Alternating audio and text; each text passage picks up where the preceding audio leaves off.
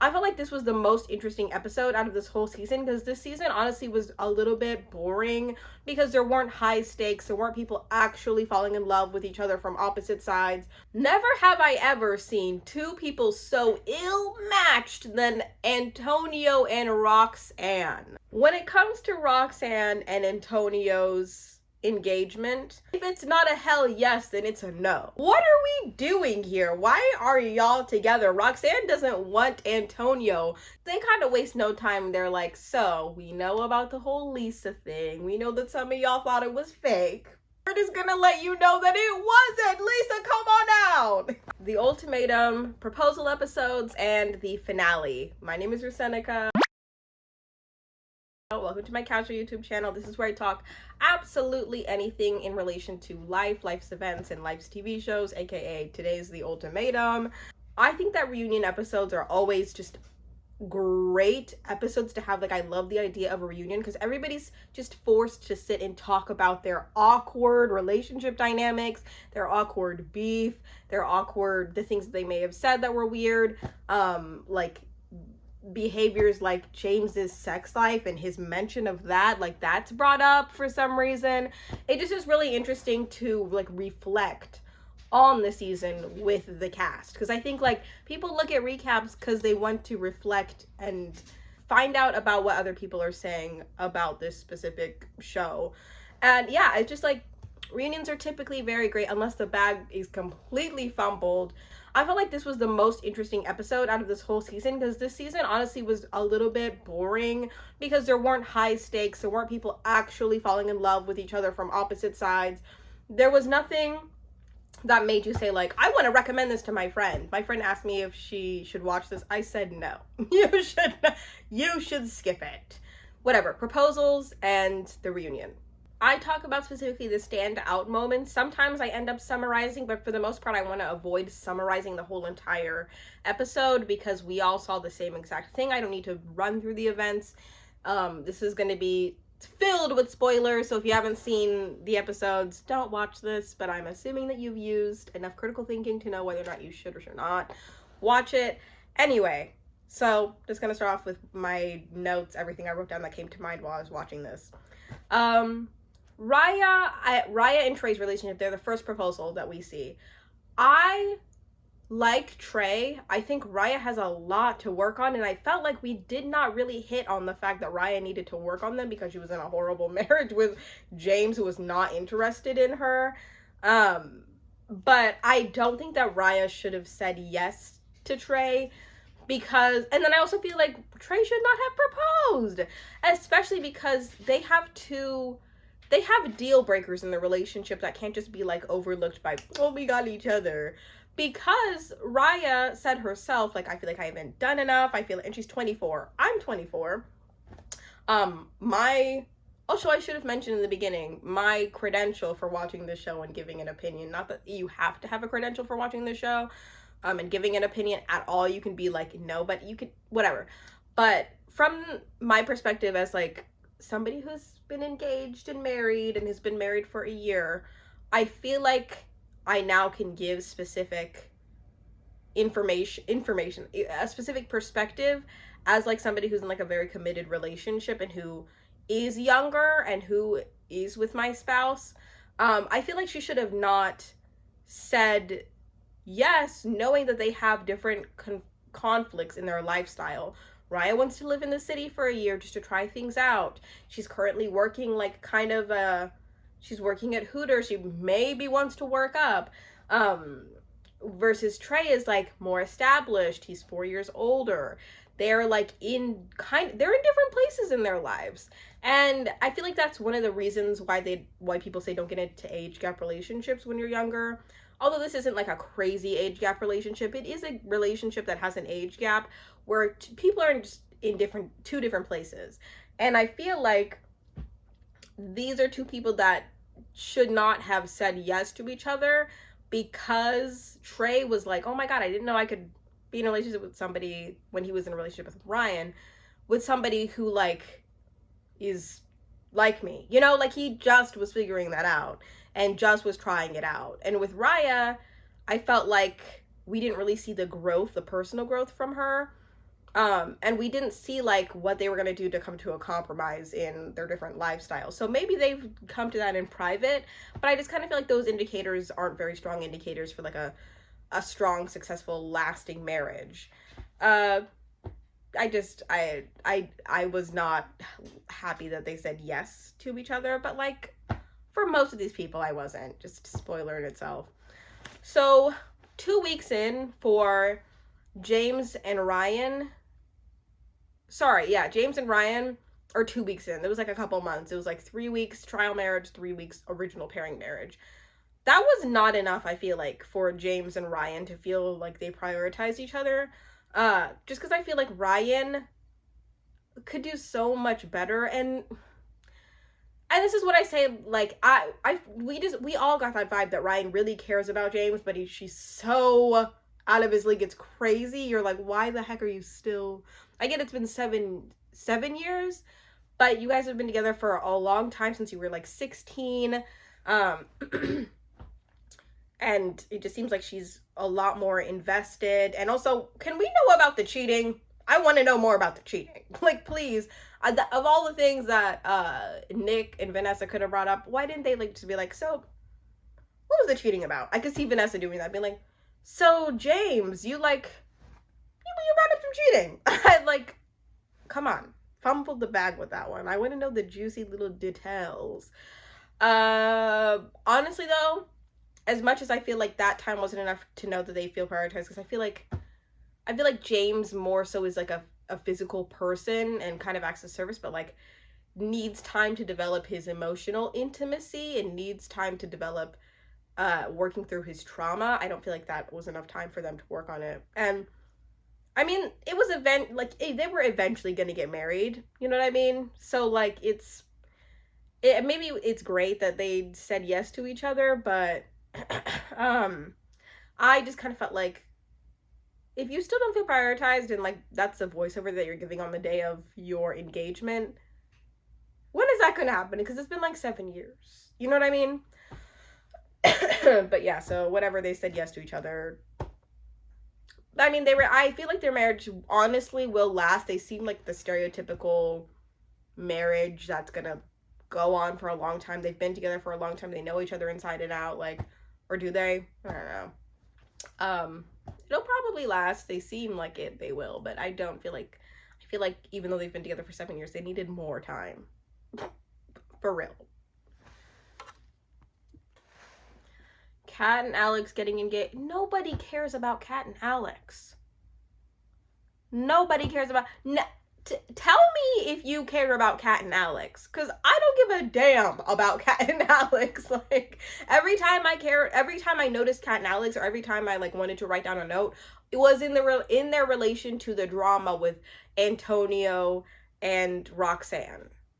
And that's pretty much it. I don't care that they're engaged. I'm not like happy for them. I feel like maybe I care about the fact that Kat is like turning into somebody who's speaking up for herself and becoming more confident. Sure. But other than that, they're just kind of weird. Like, who the heck is their demographic? Who wants to be friends with them? I feel like not a lot of people. And that's really all I have to say. I'm just more so excited to talk about Antonio and Roxanne. What a weird pairing. What a weird pairing. Never have I ever seen two people so ill-matched than Antonio and Roxanne. What are we doing here? Why are y'all together? Roxanne doesn't want Antonio. She literally said verbatim, I would just be happier if Antonio changed, if he was different. So, during their proposal, it was one of the proposals where you're like, are they gonna say yes, are they gonna say no? That was like the one that I was like, oh, we don't know how this is gonna go for real. But once Roxanne was saying, if I don't feel it, I'm just gonna say no. If I do, well, we'll see where it goes.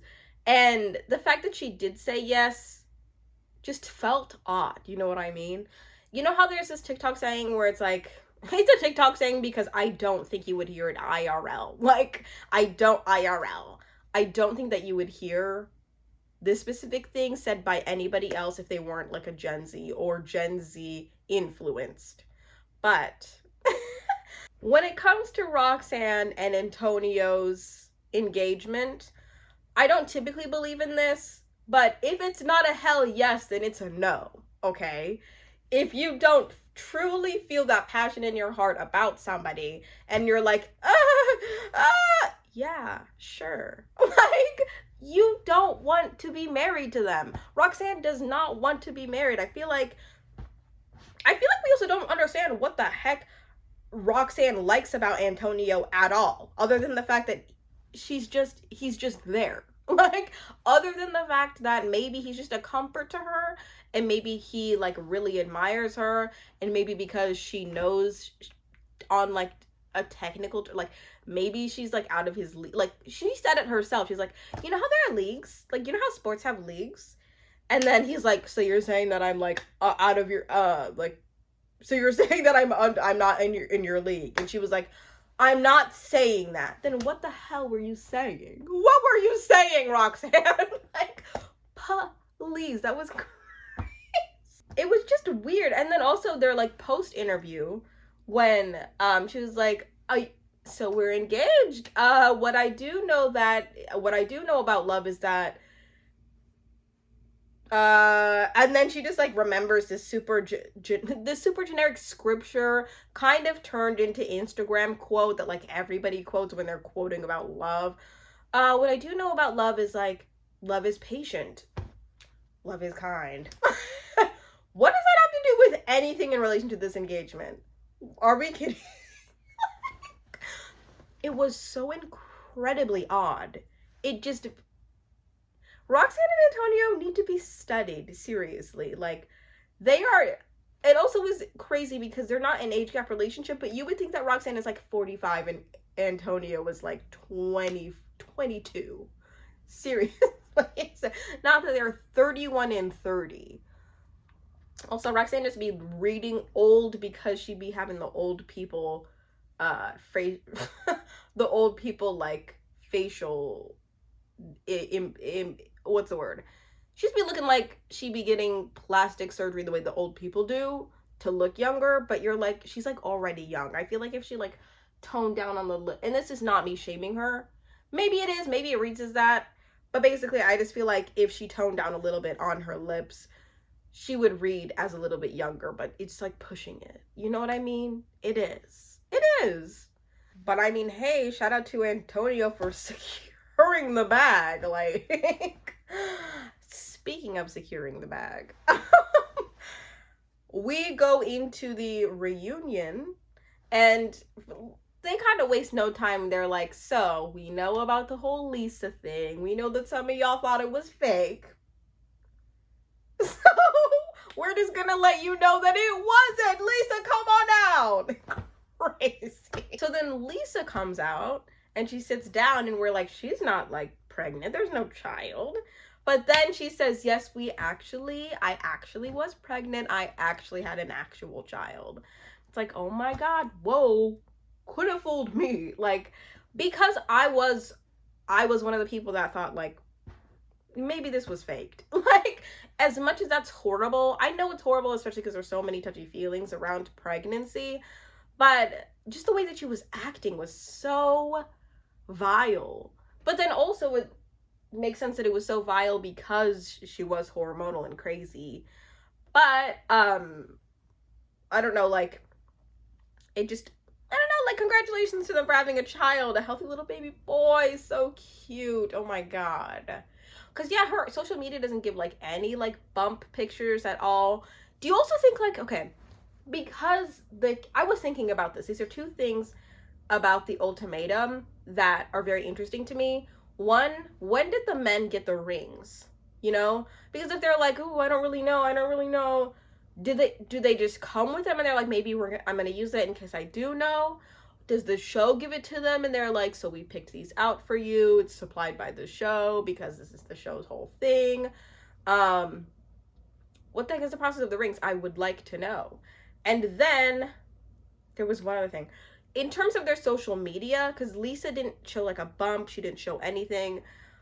Same with like when you look at the cast's Instagrams, all of them don't show like photos of them with their partner, even though they have been with their partner. And it makes you wonder, like, what are they allowed to but not allowed to post from being on the Ultimatum? Are they supposed to delete things the minute that they get on the show, or the minute the show airs, or like a few months before it airs? What the heck is going on with that one? I would very much. The embarrassing thing about Lisa, though, is that she says that she doesn't regret the way that she spoke to Raya. And that to me was incredibly that was a missed opportunity.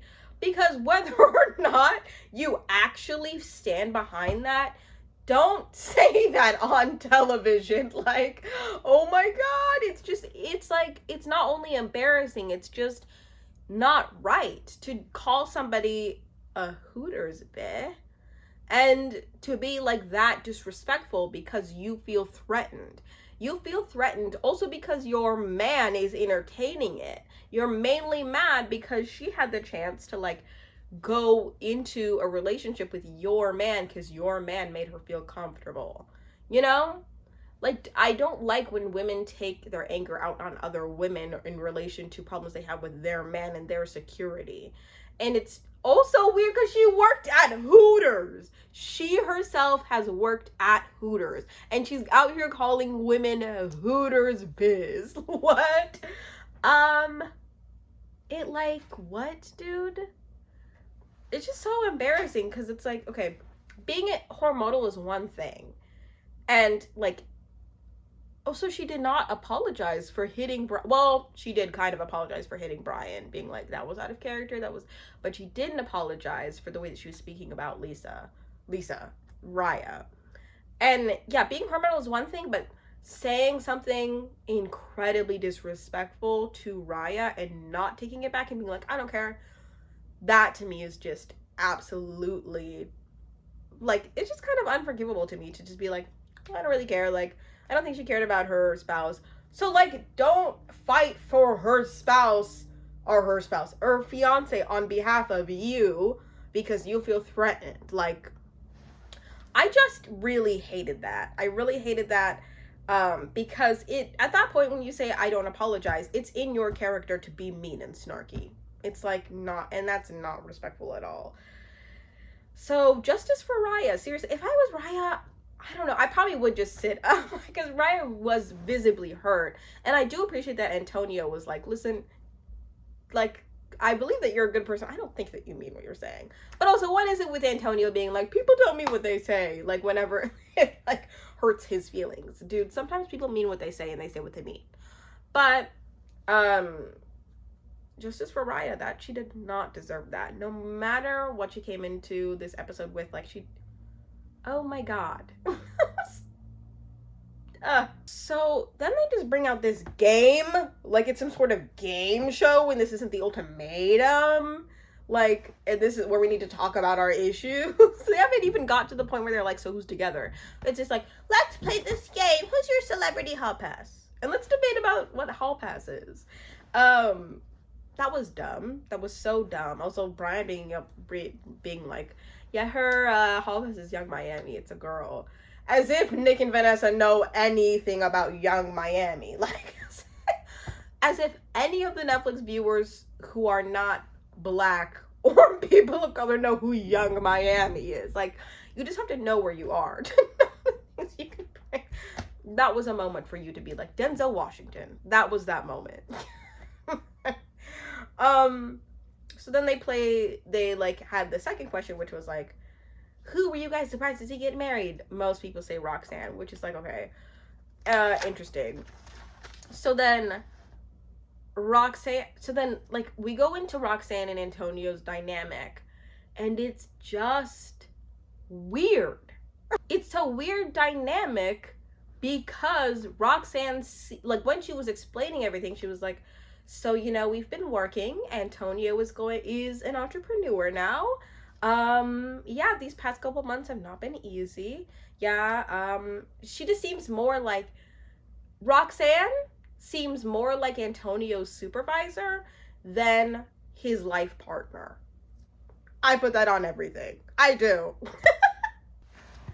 Like, does Antonio even want to be an entrepreneur? I don't feel like this man has a single passion. The one thing that he said with passion this whole entire time was like, I just was high for 6 years. Like, what are we doing right? I feel like Roxanne really wants to mold him into something that he naturally is not. And I just find that this experience really should have showed them, like, yeah, no, Antonio just is like a different person naturally. And you have to go to people that like have natural strengths that they play into versus like strengths they just manufacture. You know what I mean?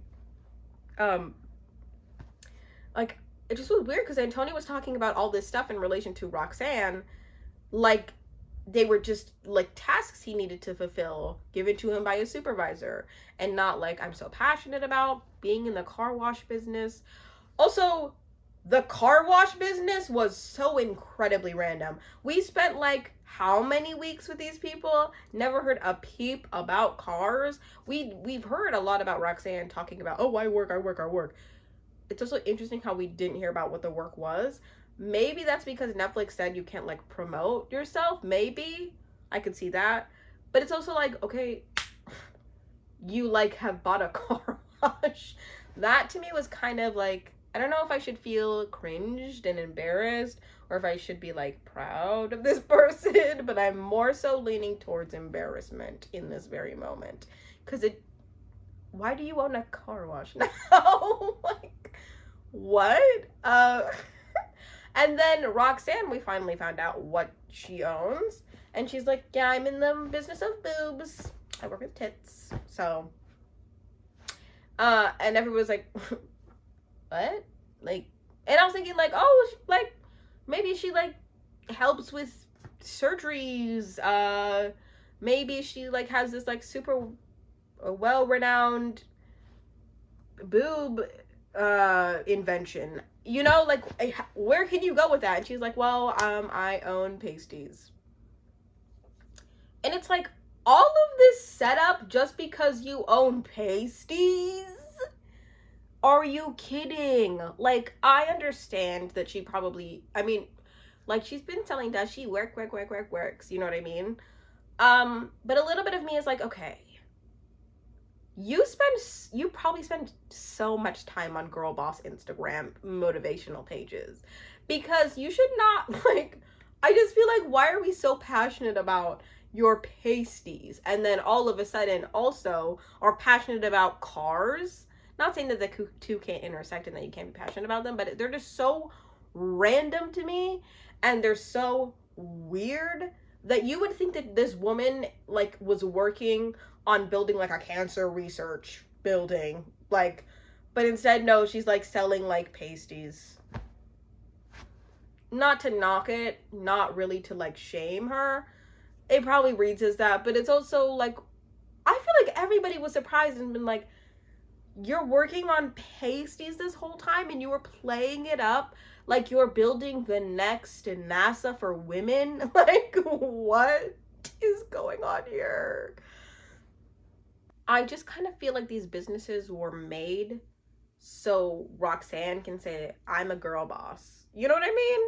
I just feel, especially because she did kind of slip up in some of the episodes and was like, well, I don't think that marriage makes you look very independent. I don't think that marriage makes you look like you're a strong business. I don't think that marriage makes you look like she cares so much about the way that things look. And I feel like that's also why she's getting Alex into his own business, because she cares about looking like she has a provider, where it's like, if you're such a girl boss, why can't you just provide?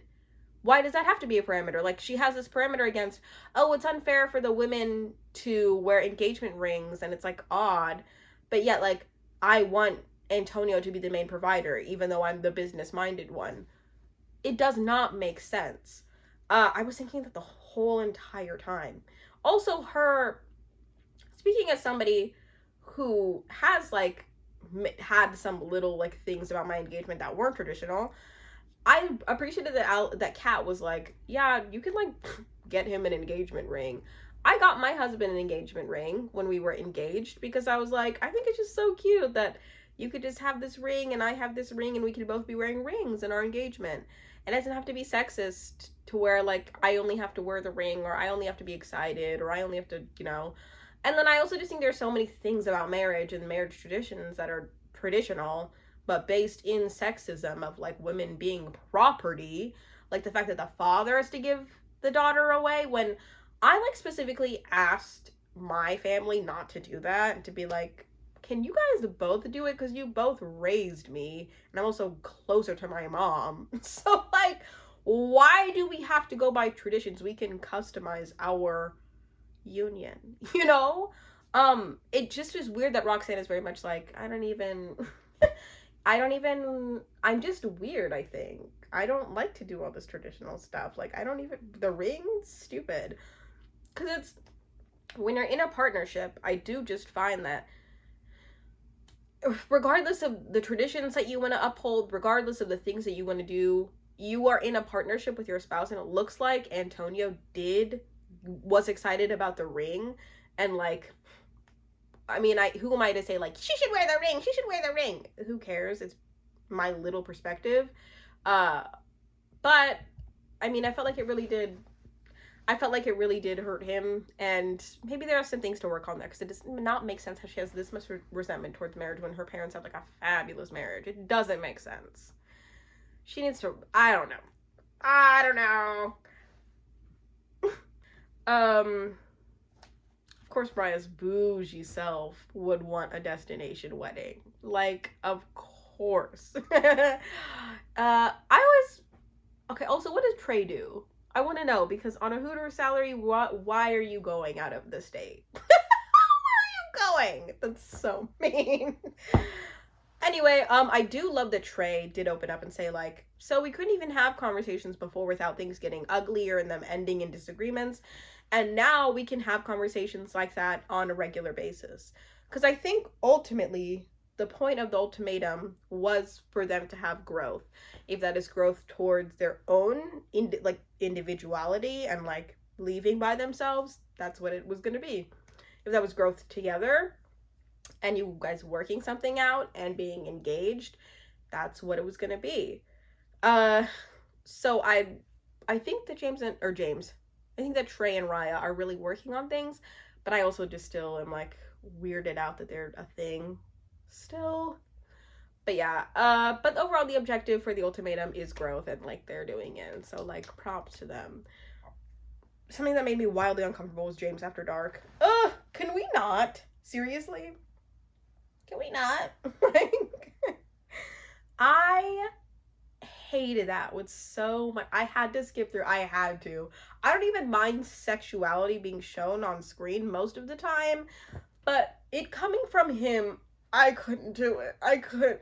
Um, Netflix, I'm so uncomfortable with the fact that they're so open with so many explicit things now. Even the fact that they were like, what is that called? The rod, the something rod, whatever, the penis thing. I don't even want to bring that. So gross. I hate that they were just having that open conversation on Netflix. Made me like, Netflix, of all the places, you are not supposed to be like those. So yeah, that was all of my thoughts on the ultimatum. Sorry, my cat is just so cute. I don't even know if you can see her, but like, she's so cute. That was all my thoughts on the ultimatum. Sorry, baby. If you want, I post casual content. I typically talk about reality TV shows. It's either The Bachelor, The Ultimatum, Love is Blind. That's typically it. I will review another show if I'm like interested in it. It gets like hype. Yeah. Check out my channel if you want to watch the other episodes of The Ultimatum, or if you just want to see like more about me. I have an about me and about my channel on like the main page of my channel. Yeah, whoever you are, whatever you're doing, whatever time of day it is, I hope you have a good morning, afternoon, or night.